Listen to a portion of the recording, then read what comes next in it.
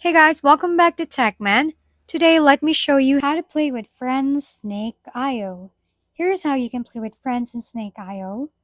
Once you're in the game, look at the top of your screen. Beside your name, you will see the party button. If you want to join a friend's party, simply ask them for their code, type it in, and you'll be instantly connected to their lobby. But if you want to host, tap the Create Party button instead. This will generate your own unique code, which you can share with your friends so they can join your session. You see their names appear on the left side of your screen once they're in. You can even chat or say hi before starting. When everyone's ready, just hit play, and you'll all jump into the same arena to battle it out for the top spot. And here's a quick tip: try coordinating your moves or surrounding bigger snakes together for a strategic edge.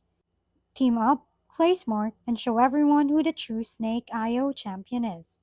If we've been helpful, kindly give us a thumbs up, and don't forget to hit the subscribe and bell button for more contents. For any questions and suggestions, comment down below.